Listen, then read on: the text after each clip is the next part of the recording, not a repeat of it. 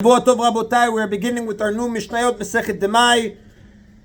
We are up to Perek Aleph, Mishnah Aleph. Now I know that we're not so familiar with these halachot. A lot of it is agriculture in Eretz Yisrael. But let us show Hashem that we're learning His Torah because He said so, even though it might not be so applicable to us now in our situation specifically. Now, we know biblically, anybody who eats produce grown in Eretz Yisrael that didn't have the proper separations removed, it's called tevel, which is a contraction of the words tablo, no good. It's biblically prohibited to eat it, and anybody who eats it before the tithes were removed is punishable by death by the hands of heaven and lashes. So it's very severe. Therefore, we have to make sure. It's a machlokes in Rishonim. Was it only that the first two weren't removed, but the last two, we don't care about the last two, or was it all of them weren't removed? That's an argument. But let us explain the different tithes that have to be removed from produce that the Torah requires. Number one, we have a farmer who grows produce in Eretz Yisrael. After he finishes harvesting, smoothing the pile, making it a pile, etc., whatever has to be done, there are certain tithes he has to remove. Number one, he has to remove what we call tiruma or turuma gedola, between 1/40th to 1/60th of his produce, and give it to a Kohen, about 1 to 2%. And he has to give it to a Kohen. The Kohen can only eat it his family, his slaves, and they have to eat it in a state of purity. It cannot be given to anybody else. After that, the farmer has to give out of his remaining produce 10% to a Levi,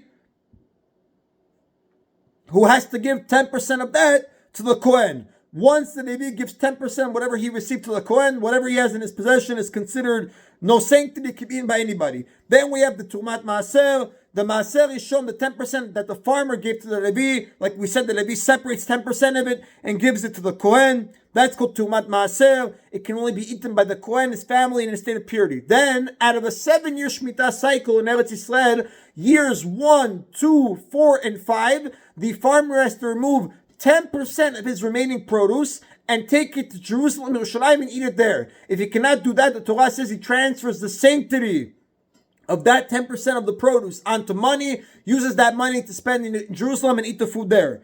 On the 3rd and 6th year out of the cycle, out of the 7 years, instead of giving the 10% and eating in Yerushalayim, we give 10% to the poor person. It has no sanctity, can be eaten by anybody. Now, Chachamim, by the Second Temple era, the Kohen Gadol of that time, he and along with the sages decreed that by Amei Aratzot, by unlearned people, even though generally they're observant, they cannot be relied upon to properly remove their produce as required by biblical law. Therefore, anyone who receives produce from an Am Haaretz has to separate certain tithes before eating it. Even if the Am Haaretz, the Rambam writes, even if the Am Haaretz tells you, I tithed it, he is not trusted. Again, the Mishnah is going to list for us now certain leniencies regarding which produce we don't have to tithe when it's given to us by a Am Haaretz. Now, an Am Haaretz who gives us produce, I don't have to remove the 1 to 2% and give it to the Kohen, because since that's a punishment by death, if you eat it, we assume Amei Aratzot gave it. I also don't have to separate the Maaser Ani, on the 3rd and 6th year portion that's given to the poor person, because we're going to see that the poor person cannot claim that it's his. He has to show me proof. How do you know that this produce wasn't already given to a poor person? What's your claim? Therefore, since he has no claim, he cannot remove it from my possession. Likewise, the Levi. The 10% is given to the Levi. The Levi has no proof that it wasn't given to any other Levi. Therefore, he cannot claim it. What we do have to remove is the Maaser Sheni. On years 1, 2, 4, and 5, when I get produce from the Am Haaretz, I have to remove 10% and take it to Yerushalayim and eat it there, or redeem it onto money and eat that in Yerushalayim. But the Mishnah is going to tell us now, since this whole concept of Demai, of this produce that was given from Am Haaretz, is rabbinical, there were certain leniencies by the Chachamim were lenient. We're going to give a list now. You should know just in advance, Israel, Eretz Yisrael, biblically, is separated into two parts. The southern part we call Yehuda, and the northern part we call Galil. Now,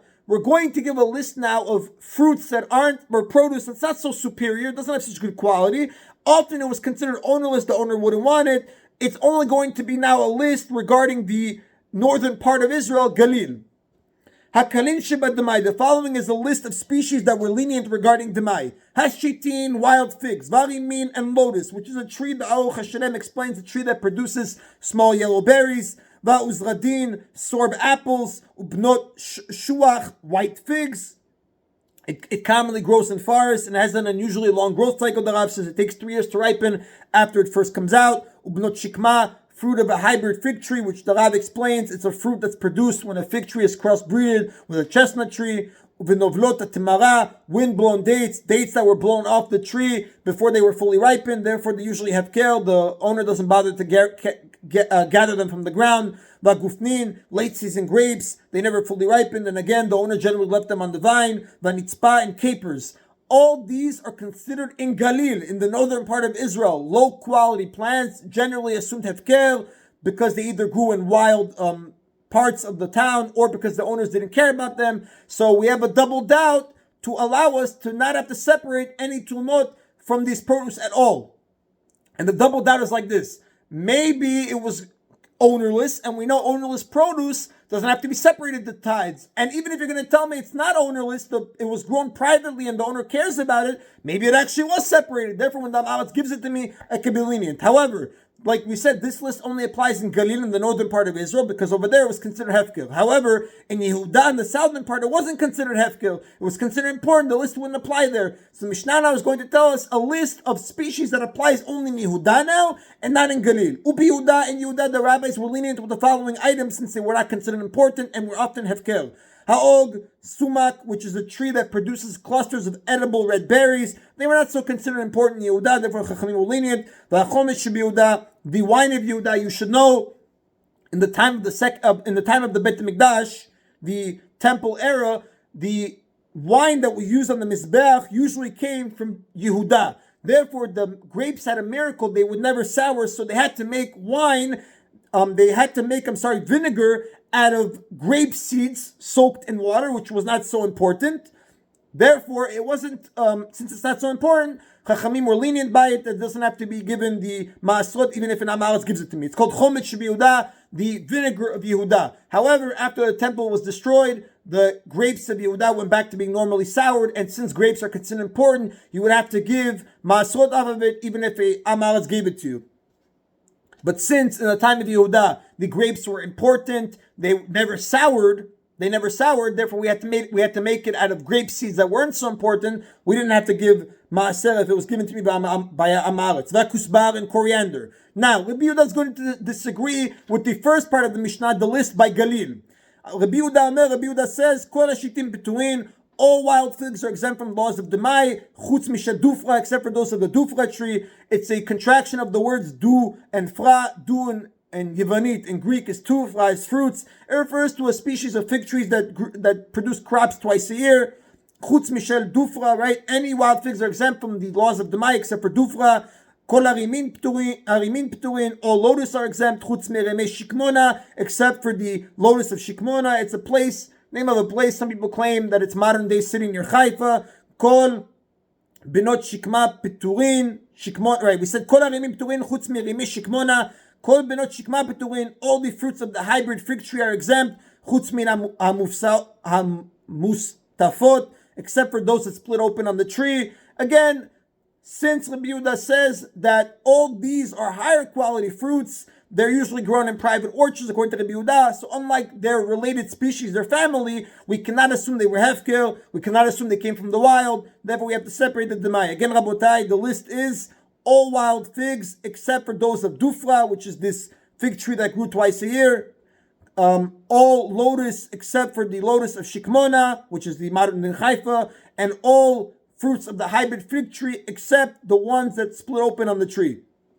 That is the Rabotai of Mishnah Aleph. Mishnah Bet now is going to specifically discuss the law of Maaser Sheni in regards to the Demai. Again, Maaser Sheni is on the first, second, fourth, and fifth year of the Shemitah cycle. The farmer had to give 10% of whatever was remaining, take it and eat it in Yerushalayim in a state of purity. If he cannot do that, he had to add a fifth on top of the value and redeem it onto the sanctity from the foods onto coins. So let's say he had $4 worth of produce. He would add what we call a fifth of the total afterwards, which is $1. It would amount to a total of $5. We call it a fifth because at the end of the day, it comes out to 1/5 of the total. So he would add $1, and it would end up equaling $5. So regarding Maaser Sheni of Demai, when the Amaretz gives me the produce, even though I have to separate Maaser Sheni because I have to eat it in a state of purity, the Chachamim are going to give certain leniencies that don't apply by Demai. Had Demai en lo chomesh, so by Demai you don't have this law of adding a fifth. If you want to redeem the produce of Demai and put the sanctity onto coins and use the coins to buy food in Yerushalayim, you don't have to add the fifth. And no biur, it's not subject to the laws of biur. On the 4th and 7th year before Pesach, you would have to give any Terumot and Maasrot to the Kohen and Levi respectively, whatever you forgot to give, and whatever Maasel Sheni you have in your house that you can't get in Yerushalayim, you'd have to destroy. Here, the Chachamim assumed most of the give Maasel Sheni, therefore if you didn't have a chance to eat in Yerushalayim, you don't have to destroy it.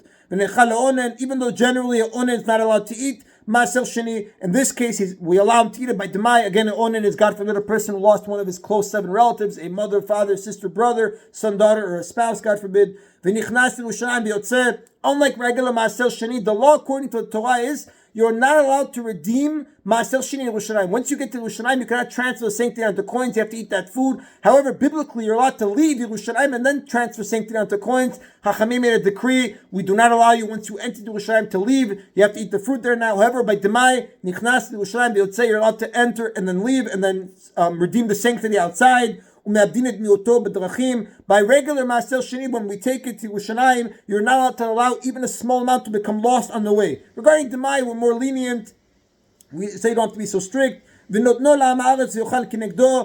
give it to an Amaretz to eat in Yerushalayim, that food, but the one giving it, the owner, has to give an equal amount in Yerushalayim. And the Mifashim explain, generally we cannot give Maasel Sheni to Amaretz. We have to be eaten, it has to be eaten in purity. If you eat it in impurity, it's biblically asur. However, by Demai, Chachamim will lenient, they allow you to give it to Amaretz. Only, however, if you eat the equal amount in value in Yerushalayim, because the Chachamim don't want the person to regularly rely on this leniency to give it to Ma'aretz, because he might end up actually eating real Maasel Sheni in impurity. Therefore, we always say give it to an Ma'aretz by Demai. However, make sure you eat the equivalent value in Yerushalayim. To eat it, make sure it's eaten in Tara. Now, Rabotai, when a person redeems Maasel Sheni by transferring it onto its sanctity onto coins, he is allowed to transfer the sanctity of those coins onto other coins. However, it cannot be of the same type, meaning silver coins to silver coins, or the same produce outside of Yerushalayim. Maasel Sheni of Demai were more lenient. We're able to transfer the sanctity of Maasel Sheni of Demai from silver coins onto silver coins, which by regular Maasel Sheni we wouldn't be allowed to do. Nechoshet on nechoshet, copper to copper, kesef on nechoshet, or silver to copper. And now the Mishnah says the final case. Unechoshet ala perot. You're allowed to transfer the sanctity of Maasel Sheni from copper or silver coins onto produce, that they were lenient by Maasel Sheni of Demai and allow you to redeem it even outside Yerushalayim like this. Ubilvad v'yachzor v'yifdeh et ha'perot. There's different versions in the Mishnah here of what's written. V'yachzor v'yifdeh et ha'perot. He may redeem the produce back onto money instead of bringing the produce to Yerushalayim to eat. And again, the Mishna explain, normally if you transfer the sanctity of Maasel Sheni from money onto produce, the produce is not allowed to be redeemed. Once I take, let's say, from my produce onto money, onto produce now, you cannot redeem it anymore. Now it has to be eaten in Yerushalayim. Rabbi Meir says this rule does not apply to Maasel Sheni of Demai. Produce exchanged for money of Maasel Sheni may be redeemed. And the reason why we say that when you transfer sanctity of Maasel Sheni from money, you're not allowed to transfer it from money onto produce, money to produce back to money, because the Chachamim wanted to discourage a person from transferring back and forth. It can, always make you put off and then, God forbid, forget. So the Mishnah says, Nechoshet al perot, you're allowed to transfer Maasel Sheni from Demai from copper to silver coins. You're allowed to redeem produce back onto money instead of bringing the produce to Yerushalayim. So money, produce, money. Divrei Rabbi Meir, according to Rabbi Meir, v'chachamim urim, whereas the sages say, Yaleh perot v'yachlu, that once you redeem from money to produce, you cannot go back anymore. You're not allowed to.